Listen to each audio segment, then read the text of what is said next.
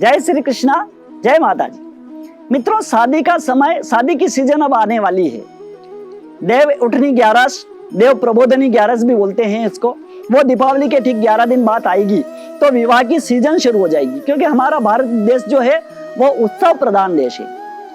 आप भी अपने घर में किसी विवाह को लेकर के तैयारियां कर रहे हैं या अपने बेटे विवाह योग्य बेटे बेटियों की विवाह के लिए तैयारी कर रहे हैं तो एक बार कुंडली अवश्य मिलान कर लीजिए। अब कुंडली में मिलाते समय कौन कौन सी बातों को ध्यान में रखें, ये मैं इस वीडियो के माध्यम से आपको बता रहा हूं। वर और वधू की जब आप कुंडली मिलवाएं तो ये उसमें ध्यान दे कि लग्न से पंचम भाव दोनों के विवाह होने से संतान की प्राप्ति होगी कि नहीं, क्योंकि आज भारतवर्ष में सबसे ज्यादा परेशानी ये आ रही है कि दंपति के विवाह होने के कई वर्षों तक संतान की प्राप्ति नहीं होती है और फिर वो बेबी ट्यूब आदि दूसरे तरह के जो चिकित्सीय उपाय है वो अपना रहे हैं। तो मित्रों, दूसरा कारण लग्न से छठे भाव को देख लीजिएगा, वर और वधू का। इस लड़के का विवाह इस लड़की से करने से कहीं घर में कर्जा तो नहीं बढ़ जाएगा, बीमारियां तो नहीं हो जाएगी, या कोर्ट कचहरी या लड़ाई झगड़े तो नहीं होंगे, ये भी देखना जरूरी है। इसके अलावा लग्न से अष्टम भाव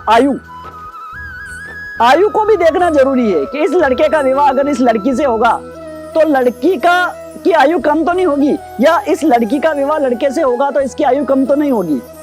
इसके अलावा लग्न से 11वां भाव जो आय के स्रोत है। आज हम देखते हैं कि इस महंगाई के युग में घर को चलाना एक व्यक्ति के बस की बात नहीं रही है।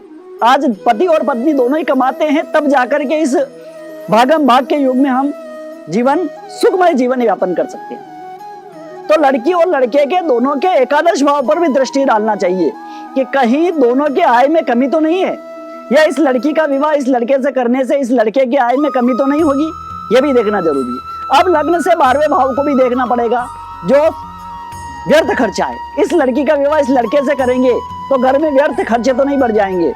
ऐसी छोटी छोटी बिंदुओं पर प्रकाश डालने के बाद ही आपको विवाह संपन्न करवाना चाहिए, क्योंकि कई बार हमने देखा है कि विवाह होने के पश्चात घर में लड़ाई झगड़े बढ़ जाते हैं, कर्जा बढ़ने लग जाता है, बीमारियां होने लग जाती है।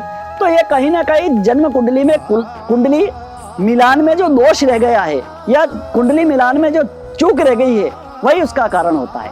इसलिए मित्रों, आप भी अपने बेटे बेटी का विवाह करने जा रहे हैं या आप खुद भी जीवन साथी देखने जा रहे हैं तो एक बार उस कुंडली का एनालिसिस अवश्य करवाएं, उस कुंडली का विश्लेषण अवश्य करवाएं और किसी विद्वान ब्राह्मण से या हमारे YouTube पे हम जो नंबर दिखाई दे रहे हैं इस नंबर से हमें संपर्क करें। हम बताएंगे आपको विवाह में किस प्रकार से आप अपने दाम्पत्य जीवन को सुखमय जी सकते हैं। जय श्री कृष्णा, जय माता।